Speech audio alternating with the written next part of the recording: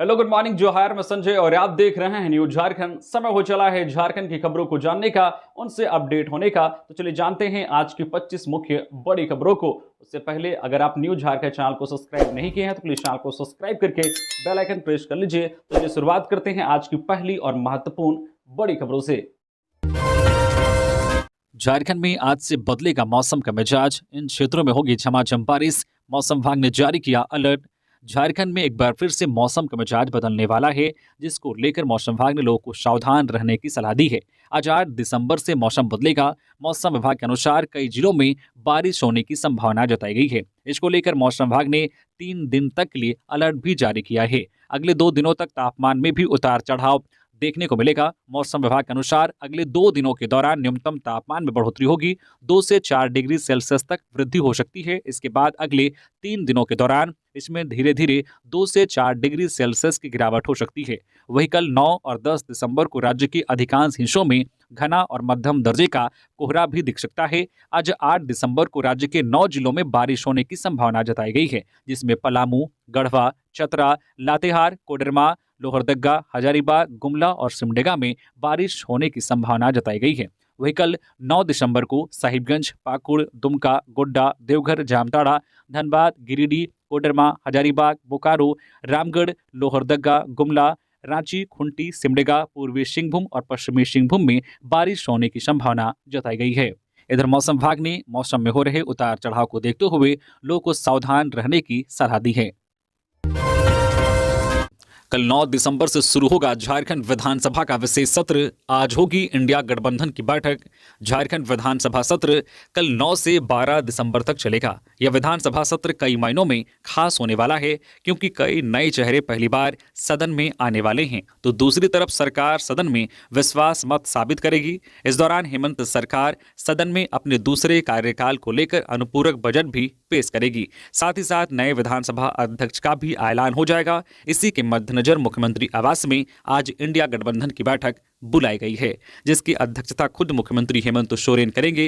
India गठबंधन की बैठक में विधानसभा सत्र की तैयारी को लेकर रणनीति बनाई जाएगी। साथ ही साथ मंत्रियों और विधायकों को इस सत्र में पूरी तैयारी के साथ आने का सुझाव व निर्देश दिया जाएगा। दूसरी ओर विपक्ष भी विभिन्न मुद्दों को लेकर सरकार को घेरने में रहेगा। झारखंड विधानसभा के पहले सत्र में नेता प्रतिपक्ष की कुर्सी खाली रहेगी, क्योंकि अभी तक इसका चयन नहीं हुआ है। ना ही पार्टी के अंदर खाने में इस बात की चर्चा है कि इस पद की जिम्मेदारी किसे दी जाएगी। हालांकि इसे लेकर जल्द ही शीर्ष नेतृत्व बैठक करने वाला है। फिलहाल बीजेपी चुनाव में मिली हार पर मंथन कर रही है। कुछ दिन पहले ही पार्टी ने हारे हुए प्रत्याशियों से 1-to-1 बातचीत कर हार की वजह जाननी चाहिए थी। सीएम हेमंत सोरेन और गांडे विधायक कल्पना सोरेन से पोषण सखी दीदियों ने की मुलाकात।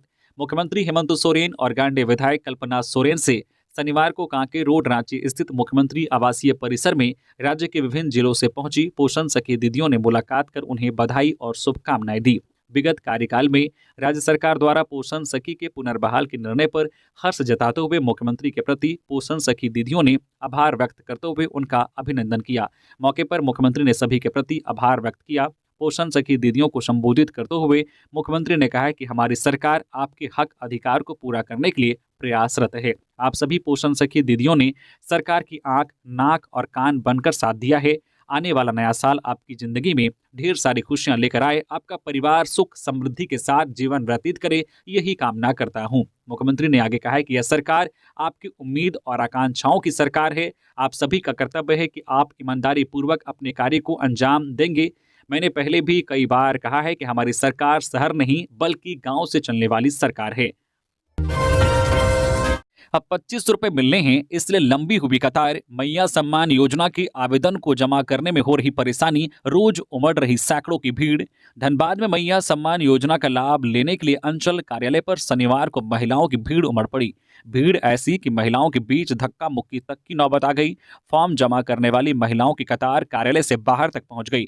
महिलाओं का कहना है कि झारखंड सरकार मैया सम्मान योजना लेकर आ गई है, पर फॉर्म भरने के लिए हो रही भीड़ काफी परेशान कर रही है। आवेदिका मधु ने कहा है कि सरकार ने 2500 रुपए का लालच हम महिलाओं को दे दिया है। अब स्थिति यह है कि यहाँ भीड़ बढ़ने से उचक्कों की चांदी हो गई है। रोजाना किसी न किसी महिला का पर्स तो किसी की कान की बाली चोरी हो जा रही है। यहाँ अव्यवस्था का यह आलम हो चुका है कि फॉर्म भरना किसी जंग लड़ने से कम नहीं रहा। महिलाओं का कहना है कि कतार को सही तरीके से व्यवस्थित करने के लिए एक भी कर्मचारी को नहीं लगाया गया है। पीने के पानी तक की व्यवस्था नहीं की गई है। निलंबित आईएएस पूजा सिंघल को ईडी केस में जमानत। मनरेगा घोटाले में 31 महीने से जेल में थी बंद, नए कानून का मिला लाभ। मनरेगा घोटाले में 31 महीने से जेल में बंद झारखंड की निलंबित आईएएस पूजा सिंघल को शनिवार को जमानत मिल गई। ईडी की रांची की विशेष अदालत ने उन्हें 2 लाख रुपए के निजी मुचकले पर जमानत दी है। इसके अलावा उन्हें अपना पासपोर्ट कोर्ट में जमा करना होगा। शुक्रवार को बहस पूरी होने के बाद कोर्ट ने फैसला सुरक्षित रख लिया था। जानकारी के मुताबिक पूजा सिंघल को नए कानून का लाभ मिला है। बीएनएस की धारा 479 के तहत अगर कोई आरोपी किसी मामले में लंबे समय से जेल में बंद है और उसकी न्यायिक हिरासत की अवधि उस मामले में दी जाने वाली सजा की 1/3 है तो उसे बेल दी जा सकती है। इस कानून का हवाला देकर पूजा सिंघल ने जेल से ही बंदी पत्र लिखा था। धनबाद की जीटी रोड पर मवेशियों से भरा कंटेनर पकड़ाया, पुलिस ने की कार्रवाई। धनबाद जिला पुलिस की लाख कोशिश के बावजूद भी जीटी रोड के रास्ते मवेशियों की तस्करी का धंधा थमने का नाम नहीं ले रहा है। हालांकि इसको लेकर पुलिस लगातार कार्रवाई भी कर रही है। इसी कड़ी में निरसा में एक बड़ी कार्रवाई पुलिस के द्वारा की गई है। शनिवार अहल सुबह एक कंटेनर में लोड 40 की संख्या में पशुओं के पकड़े जाने के बाद इस घटना का खुलासा हुआ है। शनिवार की सुबह करीब 4 बजे निरसा पुलिस ने मवेशियों से भरे एक कंटेनर को पकड़ा है। पुलिस ने गश्ती के दौरान निरसा थाना क्षेत्र के जीटी रोड पर कंटेनर को जब्त किया। तलाशी के दौरान इसमें 40 की संख्या में पशु पाए गए, जिनको कंटेनर के अंदर बांध कर रखा गया था। निरसा थाना सब इंस्पेक्टर सुमन कुमार ने बताया है कि आला अधिकारियों को गुप्त सूचना मिली थी कि निरसा के जीटी रोड पर मवेशियों की तस्करी हो रही है। उनके निर्देश पर जीटी रोड पर गश्ती के दौरान पशुओं से लदे कंटेनर को पकड़ा गया। पुलिस ने कंटेनर को जब्त कर लिया है। इसके साथ ही वाहन से मुक्त कराए गए पशुओं को कतराज की गंगा गौशाला प्रबंधन समिति को सौंप दिया है। साथ ही पुलिस आगे की कार्रवाई में जुट गई है।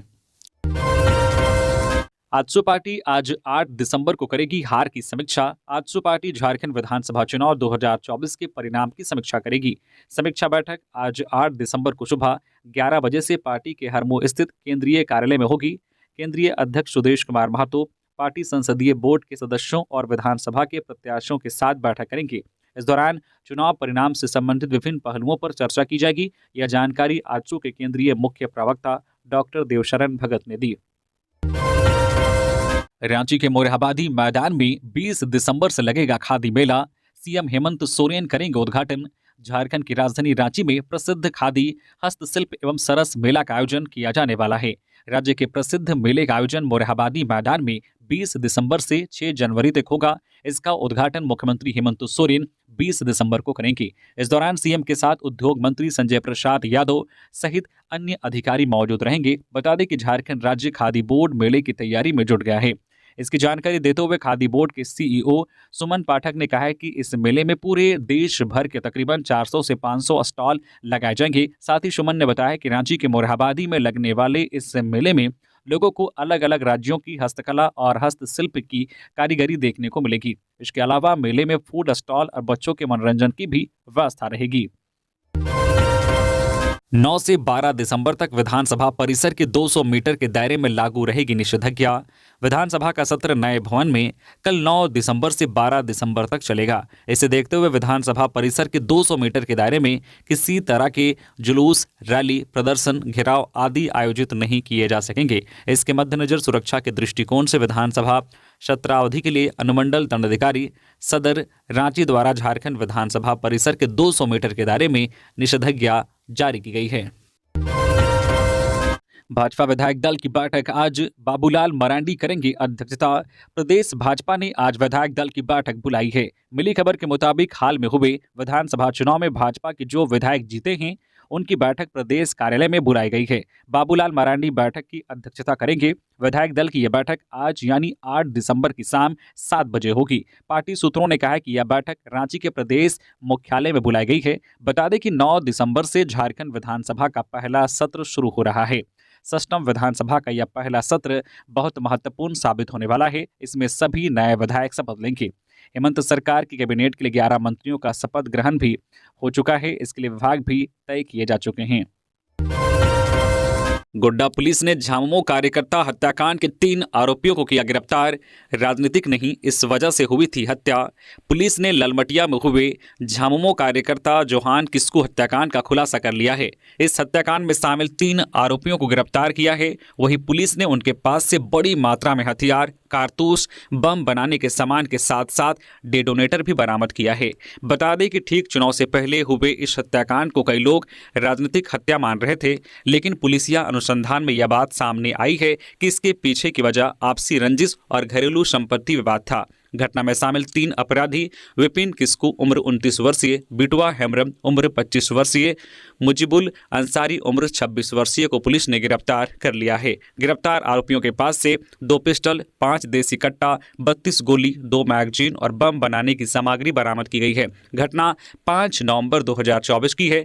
गोड्डा जिला के ललमटिया थाना क्षेत्र के डकैता चौक पर दिन दहाड़े उसी गांव के निवासी जोहान किस्कू को गोली मारकर गंभीर रूप से घायल कर दिया गया था। बेहतर इलाज के लिए भागलपुर रेफर किया गया था, मगर वहां ले जाते समय रास्ते में ही उसकी मौत हो गई थी।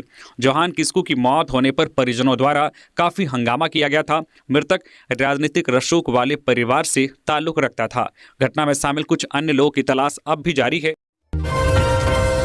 लातेहार में हाइवा में आगजनी व फायरिंग मामले में 6 अपराधी गिरफ्तार, हथियार बरामद। हाइवा में आगजनी और फायरिंग करने के मामले में लातेहार पुलिस ने 6 अपराधी को गिरफ्तार किया है। उनके पास से हथियार और गोली बरामद हुआ है। एसपी कुमार गौरव को मिली गुप्त सूचना के आधार पर पुलिस की टीम ने कार्रवाई करते हुए प्रदीप गंजू गिरोह के 6 अपराधियों को गिरफ्तार किया है। पकड़े गए अपराधियों की निशानदेही पर पुलिस ने 2 हथियार, 3 कारतूस, 2 बाइक और 6 मोबाइल बरामद किया है। इस मामले को लेकर प्रेस कॉन्फ्रेंस कर एसपी कुमार गौरव ने शनिवार को जानकारी दी। जिन अपराधियों को गिरफ्तार किया गया है उसमें सुनील गंजू, संजय भगत, कैलाश गंजू, मनोज ठाकुर, बबन सिंह भोक्ता और दिलीप उरांव शामिल हैं। ब्राउन शुगर के साथ 3 महिला तस्कर गिरफ्तार, एक का पति है जेल में। 7 लाख रुपए का ब्राउन शुगर बरामद। सरायकेला खारसावां जिले के आदित्यपुर पुलिस को बड़ी सफलता हाथ लगी है। पुलिस ने छापेमारी कर 7 लाख रुपए के ब्राउन शुगर के साथ 3 महिलाओं को गिरफ्तार किया है। गिरफ्तार आरोपियों में आदित्यपुर मुस्लिम बस्ती निवासी रहीमा खातून उर्फ मोटकी, नाजमून निसा उर्फ ताजमून निसा और शाहिदा खातून उर्फ मुन्नू शामिल हैं। रहीमा पूर्व में ब्राउन शुगर के मामले में जेल गए सदाम हुसैन की पत्नी हैं। एसपी मुकेश कुमार लुनायत ने बताया है कि पुलिस ने आरोपियों के पास से 35.44 ग्राम ब्राउन शुगर बरामद किया है। इसकी कीमत 7 लाख रुपए है। एसपी ने बताया कि पुलिस को गुप्त सूचना मिली थी कि मुस्लिम बस्ती में फिर से ब्राउन शुगर की बिक्री की जा रही है। सूचना पर पुलिस ने छापेमारी की और आरोपियों को गिरफ्तार कर लिया। तलाशी के दौरान रहीमा के पास से 20.37 ग्राम ब्राउन शुगर, नाजमून निसा के पास से 6.35 ग्राम और शाहिदा के पास से 8.71 ग्राम ब्राउन शुगर बरामद किए गए। रांची डीसी मंजूनाथ भजंत्री ने की सीनियर अफसरों संग बैठक, कहा जनता की शिकायतों का समय पर हो समाधान। रांची के उपायुक्त मंजूनाथ भजंत्री ने समाहरणालय में शनिवार को सभी वरीय पदाधिकारियों के साथ समीक्षा बैठक की। इस बैठक में डीसी के साथ जिला के सभी वरीय पदाधिकारी उपस्थित थे। इस दौरान उपायुक्त ने सभी संबंधित पदाधिकारियों से फायर सेफ्टी, साफ सफाई, पार्किंग, शौचालय की साफ सफाई, लिफ्ट और अन्य संबंधित मामलों की जानकारी ली। साथ ही पदाधिकारियों को कई आवश्यक दिशा निर्देश दिए। वहीं इस दौरान रांची उपायुक्त ने सभी वरीय पदाधिकारियों को अपने हाथों से आई कार्ड दिया और कहा कि जन शिकायतों को प्राथमिकता दें।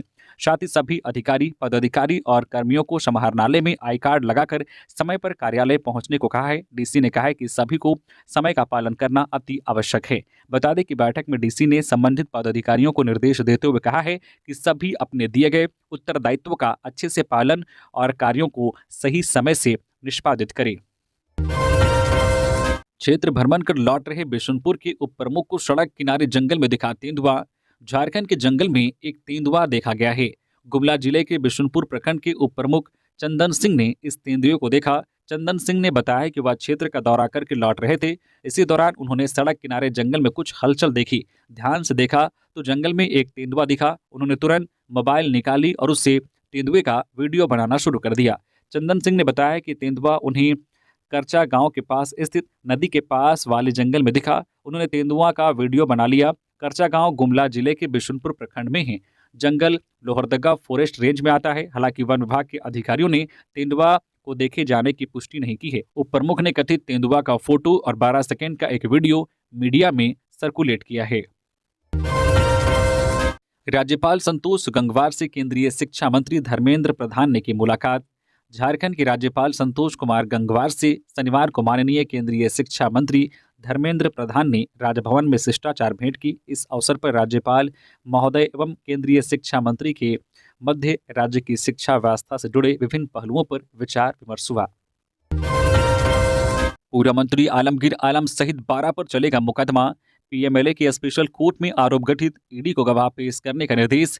टेंडर कमीशन घोटाला मामले के आरोपी पूर्व मंत्री आलमगीर आलम, उनके पीएस संजीव लाल, निलंबित चीफ इंजीनियर वीरेंद्र राम सहित 12 लोगों पर अब मुकदमा चलेगा। इन सभी पर पीएमएलए की स्पेशल कोर्ट में आरोप गठित कर दिए गए हैं। स्पेशल कोर्ट ने अब ईडी को गवाह पेश करने को कहा है। इससे पहले ईडी पूर्व मंत्री आलमगीर आलम समेत 13 के खिलाफ चार्जशीट दाखिल कर चुकी है। जिन लोगों के खिलाफ चार्जशीट दाखिल की गई है उनमें से एक आरोपी निलंबित चीफ इंजीनियर वीरेंद्र राम के पिता गोंदा राम की मौत हो चुकी है। बदला बदला सा दिखेगा सदन का नजारा। विशेष सत्र में सीजीएल और घुसपैठ का मुद्दा भी गूंजेगा। विधानसभा का विशेष सत्र कल 9 दिसंबर से शुरू हो रहा है। इस बार सदन का नजारा बदला बदला सा दिखेगा। कई दिग्गज इस बार सदन में नहीं दिखेंगे। विपक्ष इस बार भी सीजीएल और घुसपैठ का मुद्दा सदन में रखेगा।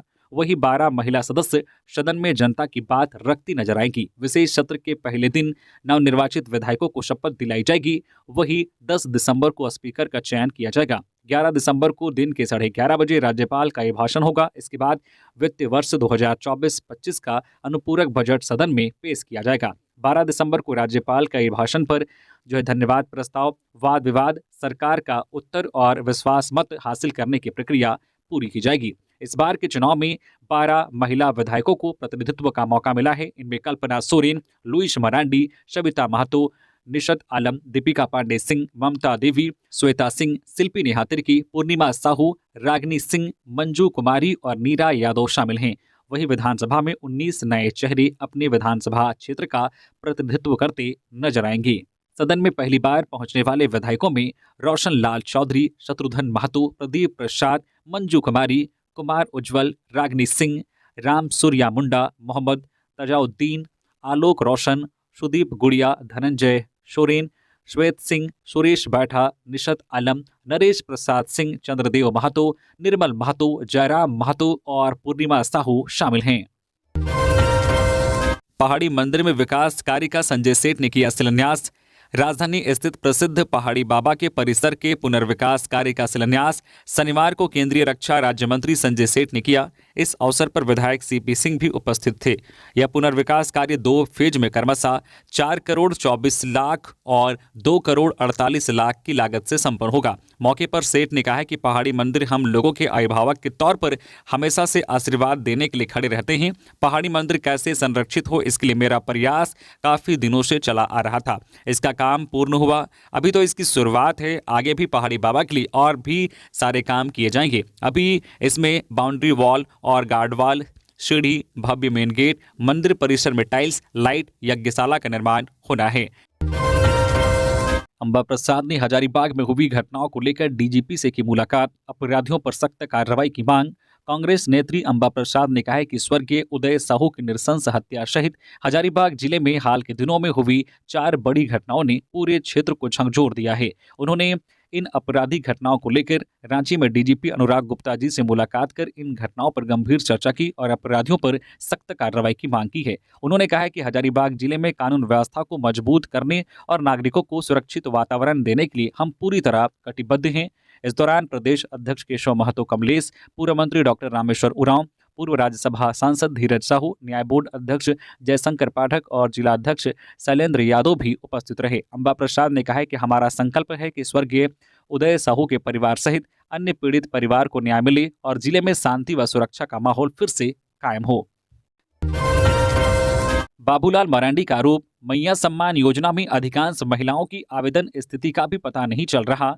बीजेपी प्रदेश अध्यक्ष बाबूलाल मरांडी ने कहा है कि हजारीबाग जिले सहित पूरे झारखंड में महिलाएं मैया सम्मान योजना के तहत मिलने वाली राशि के लिए अंचल कार्यालयों के चक्कर लगाने को मजबूर हैं। 18 से 50 वर्ष उम्र की विधवा, आर्थिक रूप से कमजोर और असहाय महिलाएं जो इस योजना के अंतर्गत आती हैं, उन्हें लाभ नहीं मिल पा रहा है। कई महिलाओं ने 4 से 5 बार आवेदन किया, लेकिन फिर भी उनके खातों में मैया सम्मान की राशि जमा नहीं हुई।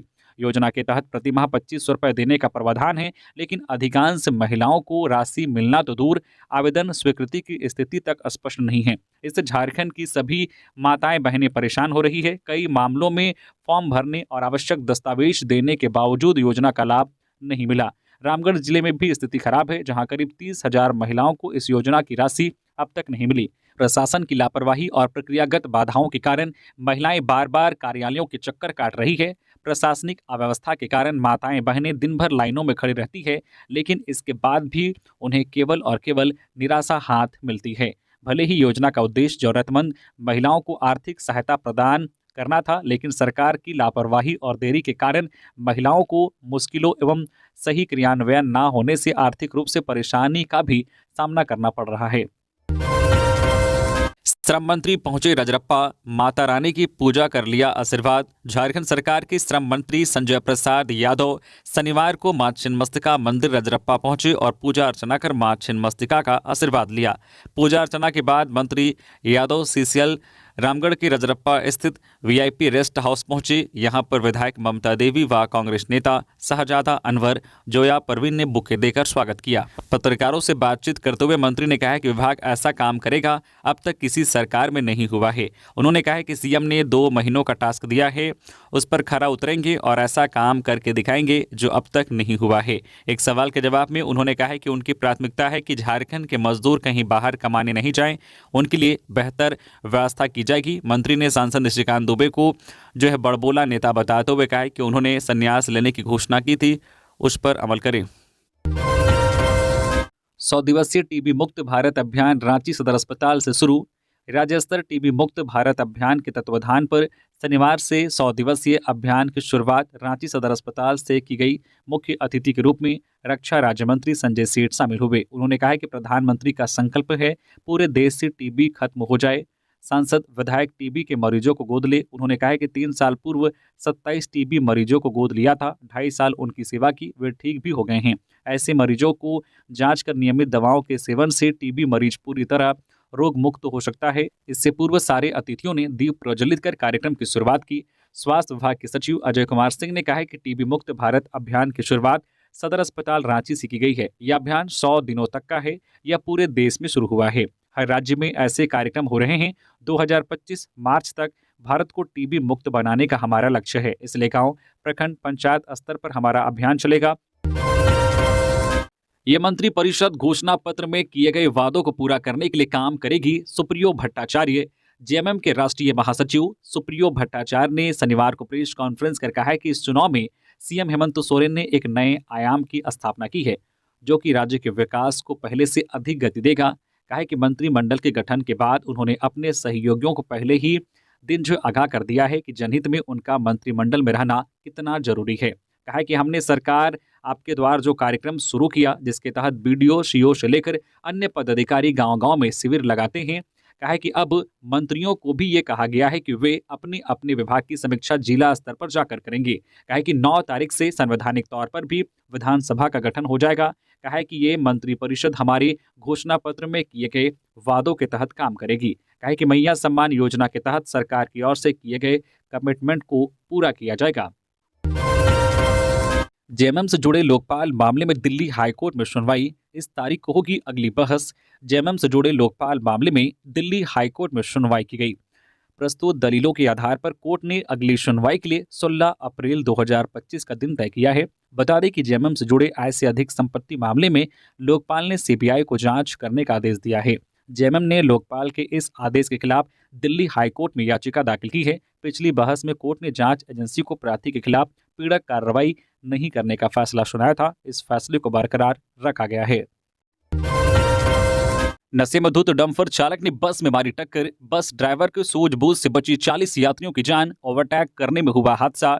सरायकेला में नशे में धुत डंपर चालक ने यात्रियों से भरी बस में पीछे से जोरदार टक्कर मार दी। डंपर बस को करीब 100 मीटर दूर तक घसीटता ले गया। हालांकि बस ड्राइवर ने अपनी सूझबूझ से 40 यात्रियों की जान बचा ली। घटना सरायकेला कांड्रा मार्ग पर डीसी ऑफिस के पास की है। घटना के बाद स्थानीय लोगों ने सभी यात्रियों को बस से बाहर निकाला और डंपर चालक की पिटाई कर दी। घटना की सूचना पर सरायकेला थाना प्रभारी घटनास्थल पर पहुंचे और ड्राइवर को सरायकेला सदर अस्पताल भेज दिया। शाहीन बस रांची से यात्रियों को लेकर आ रही थी। डीसी ऑफिस के पीछे से आ रहे डंपर बस को ओवरटेक करने के क्रम में बस को पीछे से टक्कर मारते हुए आगे सड़क किनारे पोल से टकरा गया। इधर बस ड्राइवर ने हादसे के दौरान गाड़ी को नियंत्रित रखा, इससे किसी यात्री को चोट नहीं आई। घटनास्थल पर पहुंचे थाना प्रभारी ने कहा है कि डंपर चालक को हिरासत में लेकर सदर अस्पताल भेज दिया गया है। अगर उसने शराब का सेवन किया होगा तो उसके ड्राइविंग लाइसेंस को रद्द करते हुए कठोर कानूनी कार्रवाई की जाएगी। एक गलती और आप मैया सम्मान योजना से हो जाएंगे वंचित, जानिए क्या हो सकते हैं कारण। हेमंत सरकार की महत्वाकांक्षी मैया सम्मान योजना का लाभ लेने के लिए आवेदन देने वाली लाभुकों के लिए एक बड़ी खबर सामने आई है। अगर आपने भी मैया सम्मान योजना के लिए आवेदन किया है लेकिन आपके खाते में पैसे नहीं आ रहे हैं तो आपको अपना डीबीटी स्टेटस चेक करना होगा। डीबीटी चालू नहीं होने पर आपको बैंक जाकर उसे चालू करवाना होगा। बता दें कि महिला बाल विकास एवं सामाजिक सुरक्षा विभाग के अनुसार कई ऐसे कारण हो सकते हैं जिससे आपको इस योजना का लाभ ना मिले। झारखंड में नई सरकार के गठन होने के बाद इस योजना की राशि 1000 से बढ़ाकर 2500 रुपये कर दिया गया है।